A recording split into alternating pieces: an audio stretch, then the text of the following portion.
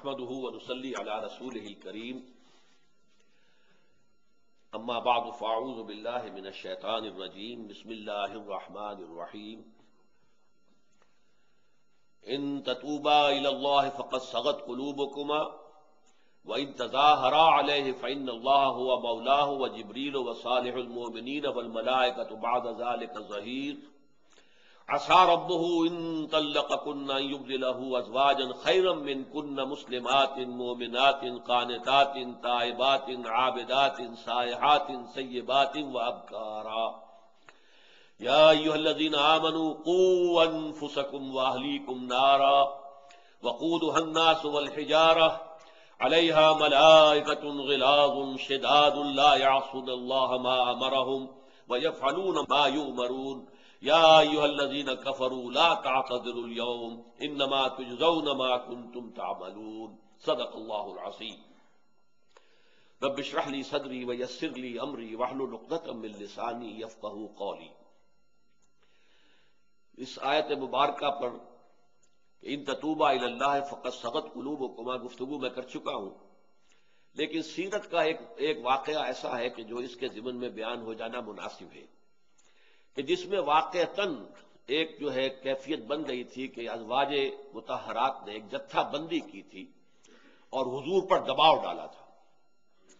وہ مسئلہ یہ تھا کہ آپ کو معلوم ہے کہ حضور کے ہاں تو فقر تھا، جب مسلمانوں کے عام گھروں کے اندر بھی کچھ آسودگی پیدا ہو گئی تو ظاہر بات ہے کہ فطری طور پر ازواج مطہرات کے دل میں بھی خیال پیدا ہوا کہ اب تو ہمیں بھی کچھ کشادگی حاصل ہو جانی چاہیے، کچھ خرچ میں نفقہ ہمارا زیادہ بڑھ جانا چاہیے۔ تو انہوں نے نفقات کا مطالبہ کیا اور اس کے ضمن میں سب نے جتھا بندی کر لی مل کر، جیسے ہمارے ہاں ٹریڈ یونینزم ہوتی ہے تو سب نے جو ہے اس طریقے سے حضور سے بیک زبان جمع ہو کر مجتمع ہو کر مطالبہ کیا کہ ہمیں خرچ زیادہ دیا جائے۔ اس کے ضمن میں روایت جو آتی ہے وہ ہے واقعتاً ایسی کہ جس پہ اس لفظ تظاہر جو ہے اس کا اطلاق ہو جاتا ہے۔ چنانچہ یہ واقعہ بہت مشہور ہے حضور کی حیات طیبہ کا، واقعہ ایلا۔ حضور نے جب یہ دیکھا کہ ان کا دباؤ مجھ پر بہت بڑھ رہا ہے تو آپ نے ایلا کا اعلان کر دیا کہ میں تم سب سے تعلق منقطع کرتا ہوں عارضی طور پر۔ ایلا یہ ہے کہ اب زن و شو کا تعلق میرا تمہارا نہیں رہے گا، یہ ایلا ہے۔ ایک مہینہ اس طرح گزرا اور خبریں یہ اڑ گئیں کہ حضور نے ازواج کو طلاق دے دی۔ اس سے یہ کہ بڑی ایک سراسیمگی پیدا ہو گئی مدینے کے اندر، صحابہ کرام میں بڑی بے چینی پریشانی۔ تو اس کے صورت میں جو ہے وہ خاص طور پر حضرت ابو بکر اور حضرت عمر یہ دونوں انہوں نے ہمت کی، جرأت کی، انہی کا یہ مقام اور مرتبہ بھی تھا کہ حضور سے جا کے گفتگو کرے۔ تو یہ واقعہ جو ہے صحیح مسلم کے اندر حضرت جابر ابن عبداللہ اس کے حوالے سے موجود ہے، انہوں نے روایت کیا ہے کہ جب حضرت عمر نے فرمایا تو حضور نے جواب دیا کہ ہن کما ترا یسألننی النفقہ، یہ جو میری بیویاں ہیں جیسے کہ تم دیکھ رہے ہو یہ مجھ پر دباؤ ڈال رہی ہے کہ میں نفقہ ان کا مال ان کا جو خرچہ ہے وہ بڑھاؤں، تو میرے پاس تو کچھ نہیں ہے، میں کہاں سے لاؤں؟ تو اس کا ذکر جو ہے، اور دوسرا سورہ احزاب کے اندر بھی اس کا ذکر موجود ہے، یا ایھا النبی قل لازواجک ان کنتن تردن الحیات الدنیا وزینتها فتعالین امتعکن واسرحکن سراحا جمیلا۔ اے نبی کہہ دیجیے اپنی بیویوں سے کہ اگر تو تم طالب ہو حیات دنیاوی کی، دنیا کا مال و اسباب، دنیا کی شوکت، دنیا کی آسائشیں، دنیا کی جو بھی آپ دولت چاہیں،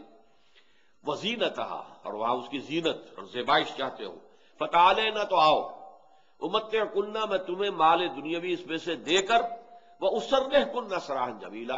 خوبصورتی کے ساتھ اپنے گھر سے رخصت کر دوں گا۔ میرے گھر میں رہنا اگر ہے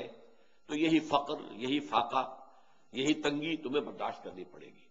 یہ فقر جو ہے حضور کا اختیاری فقر تھا، ورنہ تو آپ اس وقت جو ہے وہ ایک بادشاہ کی حیثیت رکھتے تھے پورے عرب کے، اور اس میں سے یہ ہے کہ بیت المال پورا آپ کے تصرف میں تھا، لیکن یہ کہ آپ نے اپنا جو بھی خرچہ ہے وہ کم سے کم جتنا کبھی تھا اس سے زیادہ نہیں بڑھایا۔ یہاں اب تک کہ آپ کو معلوم ہے کہ حضرت فاطمہ رضی اللہ تعالیٰ عنہ بھی حاضر ہوئی ہیں اور انہوں نے کہا کہ ابا جان مجھے کوئی کنیز یا غلام عنایت کر دے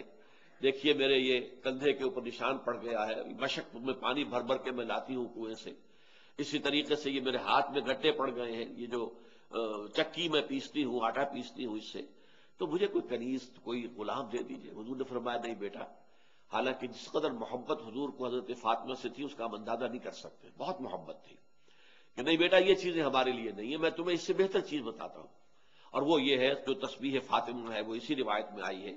کہ ہر نماز کے بعد 33 مرتبہ سبحان اللہ، 33 مرتبہ الحمدللہ، اب 33 یا 34 مرتبہ اللہ اکبر کہہ لیا کرو، یہ بہت بڑی دولت ہے اس دنیا کی کسی کنیز یا غلام کے مقابلے میں۔ تو یہ چیز جو ہے ایک طرح کا معاملہ جو فطری طور پر ہو جاتا ہے دنیا کے اندر، تو وہ حضور کے ساتھ بھی ہوا ہے، اور حضور کے ازواج مطہرات نے ایکا کر کے ایک جتھا بنا کر حضور پر دباؤ ڈالنے کی کوشش کی ہے۔ اس کے اوپر اس آیت کا اطلاق زیادہ صحیح ہوتا ہے، اگرچہ یہ واقعہ جو ہے سورہ احزاب میں آیا ہے، یہاں پر در حقیقت معاملہ دوسرا ہے۔ اب اس کے بعد وہ جو دھمکی دی گئی تھی، وَإِن تَظَاهَرَ عَلَيْهِ فَإِنَّ اللَّهَ هُوَ مَوْلَاهُ وَجِبْرِيلُ وَصَالِحُ الْمُؤْمِنِينَ وَالْمَلَائِكَةُ بَعْدَ ذَلِكَ ظَهِيرٌ۔ اب اس کو آگے بڑھایا جا رہا ہے،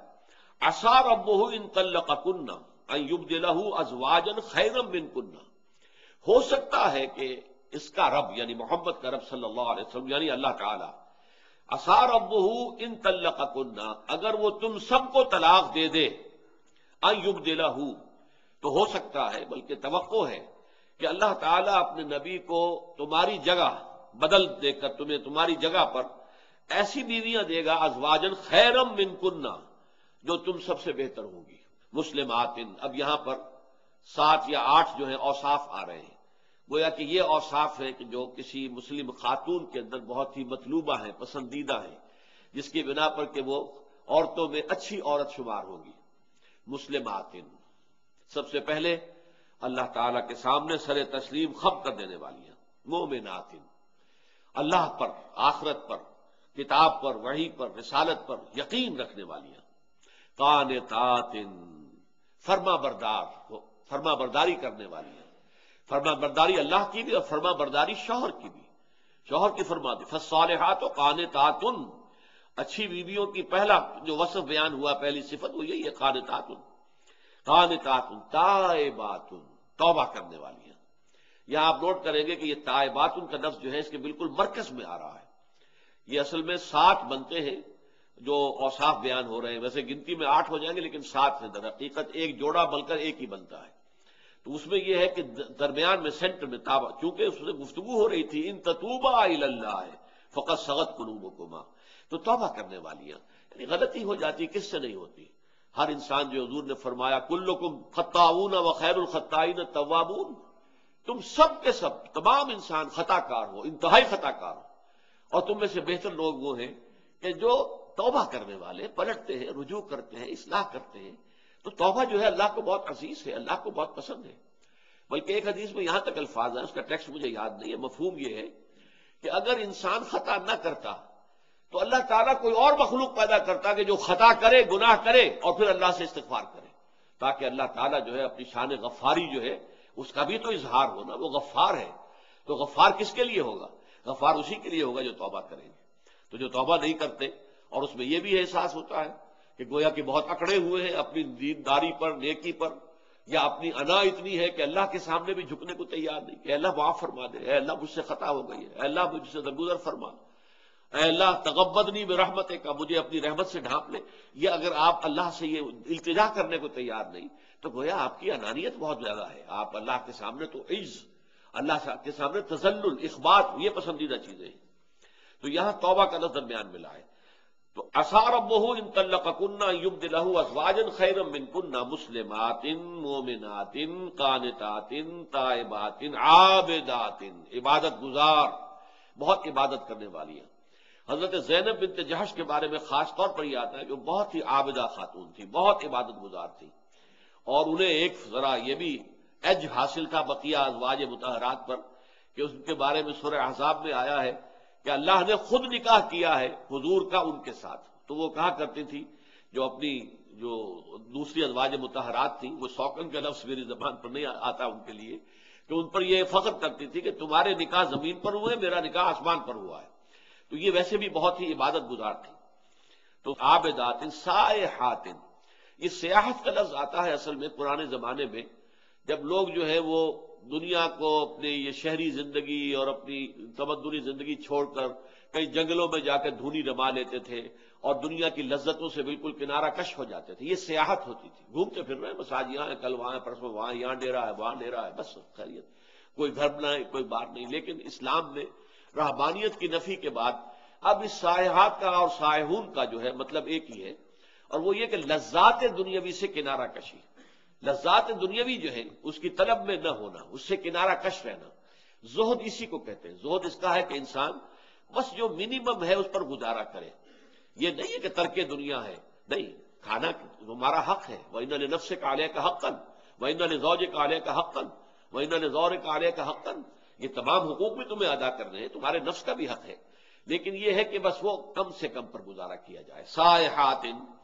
سیبات و ابکارا، اب یہ جو سیبات و ابکارا ہے یہ در حقیقت یوں سمجھیے کہ ایک ہی وصف ہے، کیونکہ یہ دونوں جمع تو نہیں ہو سکتے۔ سیبہ اسے کہتے ہیں کہ جو پہلے سے کسی کی شادی میں رہی ہو، کسی کے نکاح میں رہی ہو، اب اس کے بعد بیوہ ہو گئی ہو،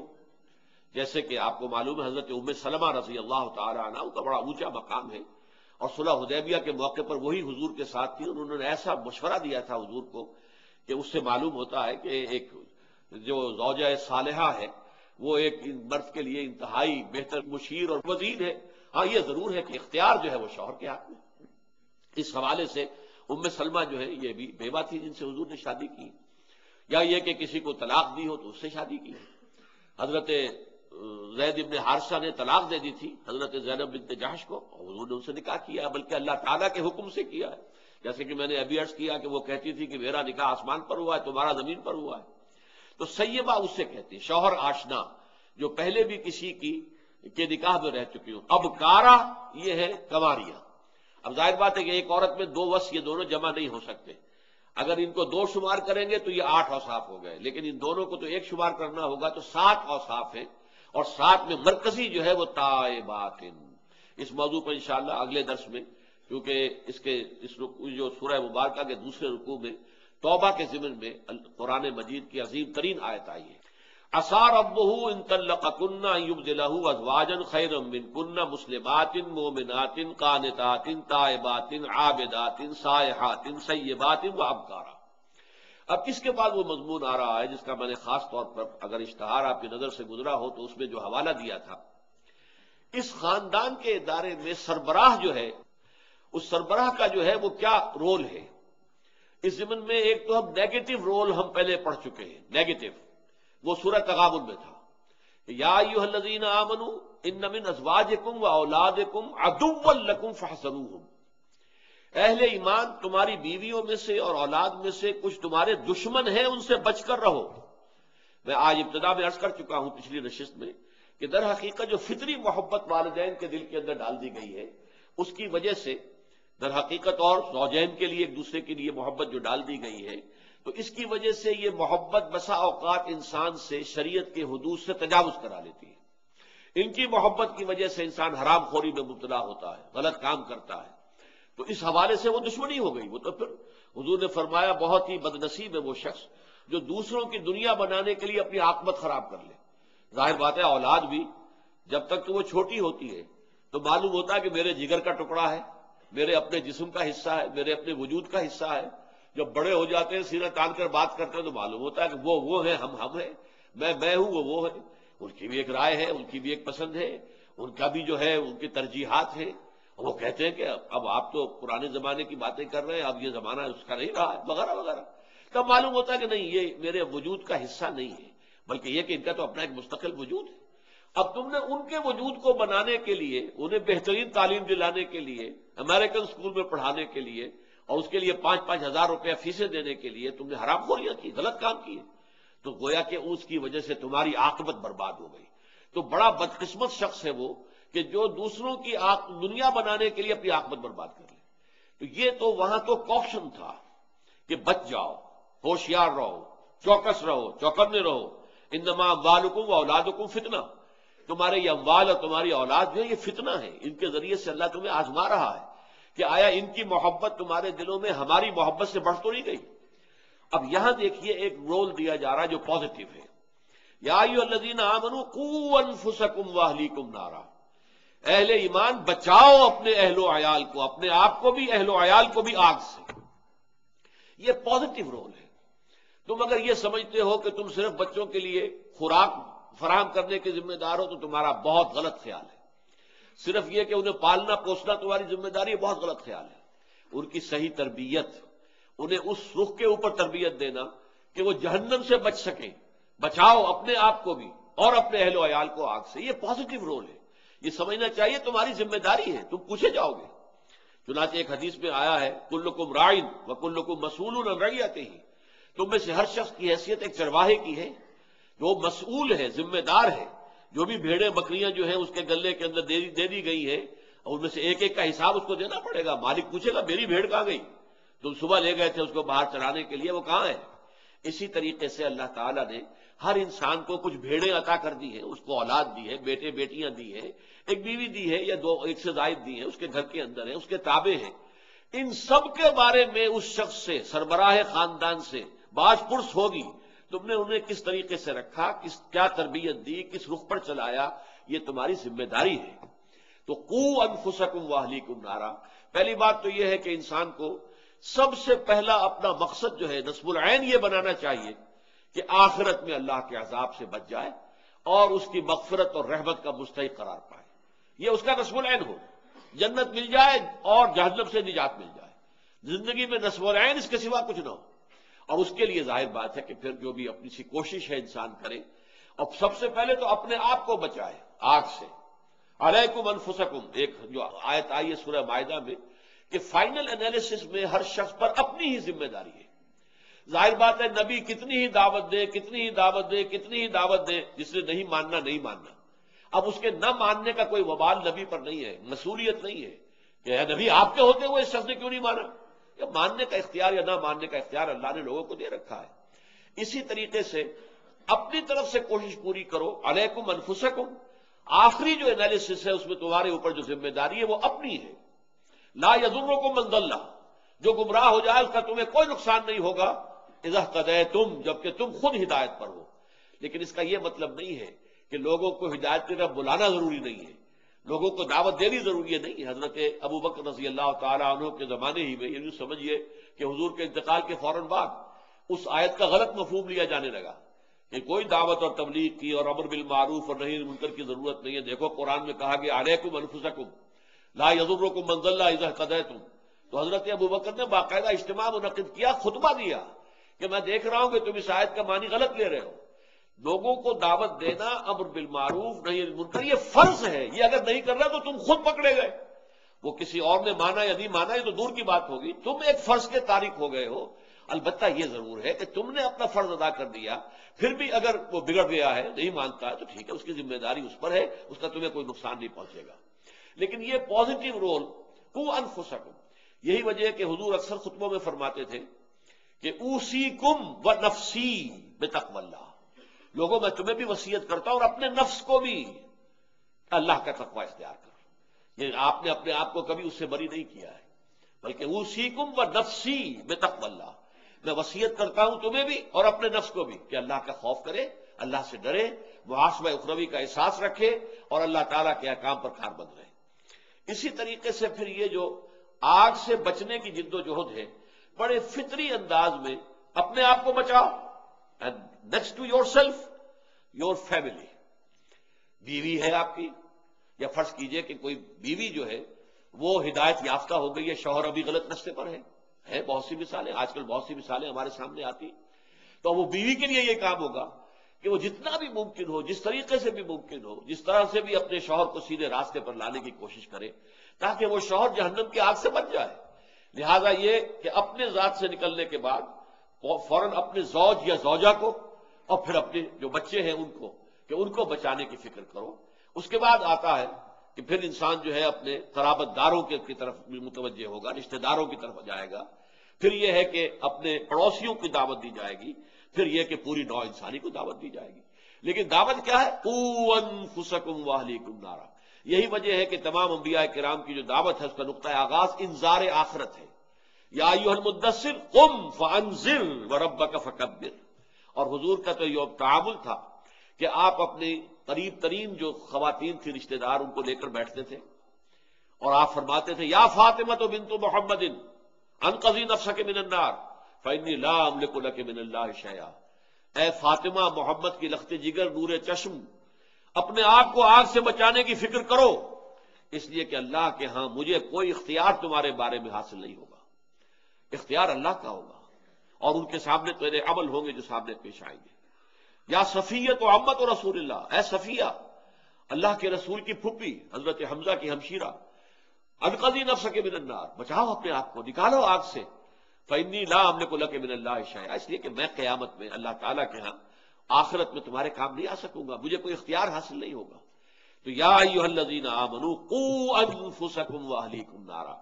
اب اس نار کی شدت کو بیان کرنے کے لیے فرمایا وقودھا الناس والحجارہ، اس کا ایندھن بنیں گے انسان بھی اور پتھر بھی۔ انسان تو بنیں گے ہی، جہنمی جو ہوں گے مشرک ہوں گے، کافر ہوں گے، برے اعمال والے ہوں گے،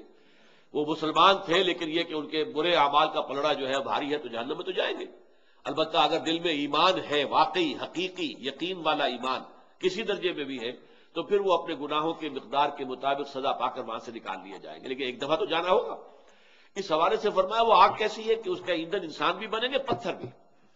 پتھر کا یوں ہو سکتا ہے، اس کے دو مفہوم ہو سکتے ہیں، ایک تو یہ کہ وہ آگ کے جس کا ایندھن پتھر ہو اس کی شدت کا کیا عالم ہوگا۔ جیسے آپ کو معلوم ہے کہ ایک کوئلہ ہمارے ہاں لکڑیوں سے بنتا تھا اور ایک وہ جو پتھر والا کوئلہ آتا ہے اس کی جو حدت ہوتی تھی، اس کے اندر جس قدر تمازت ہوتی تھی اس کا آپ اندازہ نہیں کر سکتے۔ پھر اس میں ایک رخ یہ بھی ہے کہ یہ جو اصل مخاطب تھے قرآن مجید کے اولین، تو وہ بتوں کو پوچھتے تھے، وہ پتھروں سے بنے ہوئے تھے کہ جب تمہیں جھونکا جائے گا اس جہنم میں تو تمہارے ان بتوں کو بھی جھونکا جائے گا، وہ بھی جلیں گے، تاکہ تمہاری حسرت میں اضافہ ہو جائے کہ ہم انہیں معبود سمجھتے رہے، ہم ان کے سامنے متھے ٹیکتے رہے اور یہ بھی ہمارے ساتھ اسی جہنم کی آگ کے اندر جل رہے ہیں۔ وقودھا الناس والحجارہ، اب آ رہا ہے اس کا جو اہم ترین حصہ ہے آیت کا، علیہا ملائکۃ غلاظ شداد، اس جہنم پر ایسے فرشتے معمور ہیں وہاں کے کارندے جو بڑے تند خو ہیں، سخت دل ہیں، سخت دل، بہت زبردست ہیں۔ یعنی ایسا نہیں ہے کہ تمہارے لاڈلے جن کو تم نے بہت گھی شکر کھلایا ہے اور بہت اچھی تعلیمیں دلائی تھی اور بڑے اونچے عہدوں پر دنیا میں پہنچا دیا تھا، جب تمہارے سامنے آگ میں جلیں گے تو اس وقت ان کے نالہ و شیون سے، ان کی آہ و فغاں سے، ان کی چیخ پکار سے کسی فرشتے کا دل پسیجے گا نہیں، کسی کے اندر کوئی نرمی پیدا نہیں ہوگی۔ وہ لوگ جو ہے وہ فرشتے، یا ایھا الذین آمنوا قوا انفسکم واہلیکم نارا وقودھا الناس والحجارہ علیہا ملائکۃ غلاظ، غلیظ القلب، سخت دل والے، اور شداد، بہت سخت، لا یعصون اللہ ما امرہم، وہ اللہ تعالیٰ کی کسی حکم کی نافرمانی نہیں کرتے، ویفعلون ما یؤمرون، اور کرتے ہیں وہی کا جس کا انہیں حکم ہوتا ہے۔ ملائکہ کے بارے میں جان لیجئے، یہ بات اس سے پہلے بھی آتی رہی ہے کہ ملائکہ نورانی مخلوق ہیں، اللہ سے بہت قرب رکھتے ہیں، لیکن ان کے پاس اختیار کوئی نہیں ہے، قطعاً کوئی اختیار نہیں۔ They do what they are commanded to do, that's all۔ قرآن مجید میں اس کو کھول دیا گیا ہے، چنانچہ لہو ما بین ایدینا وما خلفنا وما بین ذالک، سورہ مریم میں فرمایا کہ حضور کے اس شکوے کے جواب میں کہ جبرائیل ہمیں تو انتظار رہتا ہے وحی کا، آپ زیادہ زیادہ وقفہ ڈال کر آتے ہیں، تو ان کا جواب جو دیا گیا ہے کہ اے نبی ہم اپنی مرضی سے اتر ہی نہیں سکتے، لا نتنزل الا بامر ربک، ہم آپ کے رب کے حکم کے بغیر نازل نہیں ہو سکتے۔ لہو ما بین ایدینا، اس کا اختیار ہے اس پر بھی جو ہمارے سامنے ہے، وما خلفنا، اور اس پر بھی کہ جو ہمارے پیچھے ہے، وما بین ذالک، اور جو ان دونوں کے درمیان ہے۔ اب دیکھیے میرے آگے میرے پیچھے، آگے اور پیچھے کے درمیان کون ہے؟ میں ہوں، تو میں تو کلیتاً حکم رب کے تابع ہوں، جب اس کی مرضی اس کا حکم ہوتا ہے میں آتا ہوں۔ یہ ہے اصل میں شے، اس لیے کہ ذرا بھی اگر آپ غور کریں گے تو یہ دنیا میں جو الہہ کا تصور ہے در حقیقت، ظاہر بات ہے دنیا شروع ہوئی ہے اسلام کے ساتھ، ایمان کے ساتھ، حضرت آدم مومن نبی اللہ کے، یہ بعد میں کہاں سے آ گئے یہ الہہ؟ یہ در حقیقت ایمان بالملائکہ کی بگڑی ہوئی شکل ہے۔ اللہ تعالیٰ نے ملائکہ معمور کیے ہوئے، یہ پہاڑ کا فرشتہ ہے، یہ سورج کا فرشتہ ہے، یہ چاند کا فرشتہ ہے، اس کے ذمہ یہ کام ہے، اس کے ذمہ یہ کام ہے، اس کو بارش کا فرشتہ ہے، یہ ہواؤں کا فرشتہ ہے، فرشتے ہیں۔ لیکن یہ کہ جب ان لوگوں نے یہ کہا کہ ہاں جب یہ اتنے برگزیدہ ہیں اور انہیں خدا کی بیٹیاں بھی قرار دے دیا عرب والوں نے، تو اللہ کی بڑی لاڈلی ہیں یہ، اور ان کے ہم تصویریں بنائیں لات اور عزا اور منات، اور ان کو بھی پوجیں تاکہ یہ ہم سے خوش ہو، تو ہم پر مہربانی ان کی زیادہ ہو جائے۔ یہی وجہ ہے کہ ہندوستان کے اندر بھی آپ کو معلوم ہے کہ مہادیو وہ اللہ ایک ہے، مہادیو تو ایک ہے، ایک سے زائد نہیں ہو سکتے، مہا تو ایک ہی ہوگا، لیکن پھر دیوی اور دیوتا یہ بے شمار ہیں۔ اسی طرح اللہ ایک تھا عرب میں، لیکن آلہہ بے شمار تھے۔ جیسے کہ یورپ میں بڑے جی سے لکھے جانے والا گاڈ ہمیشہ سے ایک رہا ہے، omnipotent, omniscient, omnipresent, علی کل شیء قدیر، بکل شیء علیم،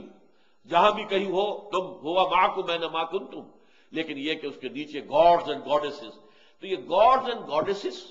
دیویوں اور دیوتاؤں اور آلہہ کا تصور کیا ہے؟ یہ ایمان بالملائکہ کی بگڑی ہوئی شکل ہے۔ ہمیں ملائکہ سے دعا کرنے کی اجازت بھی نہیں ہے۔ ہمیں معلوم ہے 2 فرشتے میرے ساتھ موجود ہیں، لیکن مجھے کسی تکلیف میں یہ نہیں کہہ سکتا کہ میری ذرا یہ مدد کر دو، نہیں، اللہ سے مدد کی درخواست کرو، اللہ جس ذریعے سے چاہے کرائے۔ وہ کسی فرشتے کو بھیجے، وہ کسی فوت شدہ ولی اللہ کی روح کو بھیج دے، ہمیں کیا ہے؟ ہمیں تو پیڑ کھانے ہیں، وہ آم کھانے ہیں، پیڑ نہیں گرنے، لیکن ہم نہ ولی اللہ کو پکار سکتے ہیں، نہ فرشتے کو پکار سکتے ہیں، نہ کسی نبی کو پکار سکتے ہیں۔ پکارنا جو ہے ایاک نعبد و ایاک نستعین، تجھ ہی سے مدد مانگیں گے، یہ ہے در حقیقت توحید فی الدعا۔ تو یفعلون ما یؤمرون، وہ تو وہی کچھ کرتے ہیں جس کا کہ انہیں حکم دیا جاتا ہے۔ یا ایھا الذین کفروا لا تعتذروا اليوم، اور پھر آخری بات آ رہی ہے ضمن میں، اس روز کہہ دیا جائے گا اے کافرو، آج اب یہاں معذرت نہ کرو، بہانے نہ بناؤ، خام خواہ کی جو ہے گڑ گڑا کر معافی نہ مانگو، انما تجزون ما کنتم تعملون، تمہیں تو بدلے میں وہی کچھ دیا جا رہا ہے جو تم کرتے تھے، ہم نے اپنی طرف سے کوئی شے اس کے اندر اضافہ نہیں کیا ہے، تمہارے اعمال ہیں۔ دنیا میں وہ اعمال تمہیں شوگر کوٹڈ معلوم ہو رہے تھے، اس کے اندر تلخی تھی۔ اب کنیر کی گولی، اس کے اوپر اگر آپ نے شوگر کوٹ کر دیا تو بڑے آسانی سے آپ کھا جائیں گے اس کو، لیکن ہے تو کڑوی۔ اب ہوا یہ کہ تم نے حرام خوریاں وہاں کی تھی، وہ بڑی پلیزنٹ معلوم ہوئی، بہت اچھی لگی، لیکن اب ان کی اصل تلخی جو ہے تم پر ظاہر ہو گئی ہے، لیکن ہے وہی تمہارے اعمال، تو وہی تمہارے سامنے رکھ دیے گئے۔ اللہ تعالی ہمیں اس روز کی رسوائی سے اور ناکامی سے بچائے۔ بارک اللہ لی ولکم فی القرآن العظیم ونفعنی وإیاکم بالآیات والذکر الحکیم۔